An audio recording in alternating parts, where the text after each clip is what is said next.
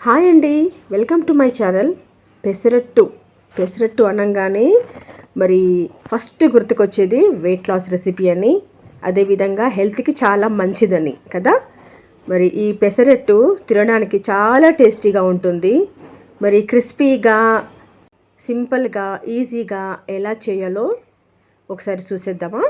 ఈ పెసరట్టుకి కొబ్బరి చట్నీ, అల్లం చట్నీ, పండుగారం చట్నీ చాలా టేస్టీగా ఉంటుంది. ఇవాళ నేను పెసరట్టుకి కాంబినేషన్గా పండుగారం చట్నీని చేసుకున్నాను. మరి ఓకే ఫ్రెండ్స్, వీడియోలోకి ఎంటర్ అయిపోదాము. నేను ఇక్కడ ముందుగా 2 కప్పుల పెసళ్ళు, 1 కప్పు బియ్యాన్ని శుభ్రంగా కడిగేసి, మరి అందులో ఉన్న వాటర్ అంతా కూడా తీసివేసి ఫ్రెష్ వాటర్ని ఫిల్ చేసుకొని రాత్రంతా కూడా నానబెట్టుకోవాలి. ఇప్పుడు పెసలు నానాయో లేదో చూద్దామండి. పెసలు అయితే బాగా నానిపోయాయి. రాత్రంతా కూడా నానబెట్టుకున్నాం కదా, మంచిగా నానిపోయాయి. ఇప్పుడు నెక్స్ట్ వచ్చేసి పెసలని మిక్సీలో వేసుకుందాము. నానబెట్టుకున్న పెసలని మిక్సీలో వేసుకున్న తర్వాత ఇందులోకి ఉల్లిపాయ చిల్లికలు, పచ్చిమిర్చి చిల్లికలు, అల్లం ముక్కలు, జీలకర్ర, కొత్తిమీర, కరివేపాకు, కొద్దిగా వాటర్ని యాడ్ చేసుకొని దోశ పిండిలాగా మెత్తగా రుబ్బుకోవాలి.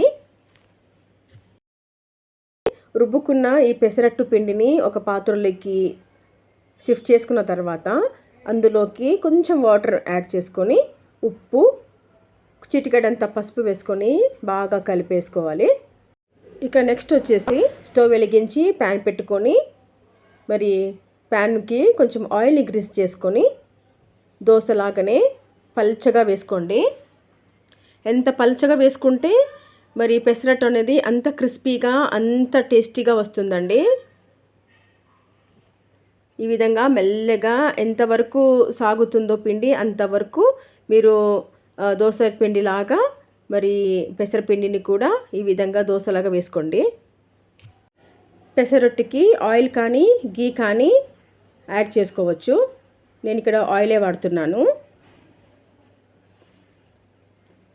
ఈ విధంగా మంచిగా రోస్ట్ అయిన తర్వాత రెండో వైపుకి పెసరట్టుని తిప్పుకోవాలి.